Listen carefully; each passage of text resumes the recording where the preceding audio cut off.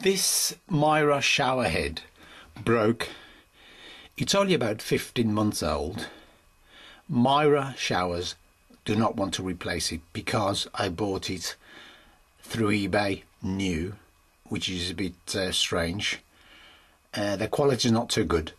The actual plastic, the inside, the workings are marvellous, but the casing as well, the plastic, the previous one broke.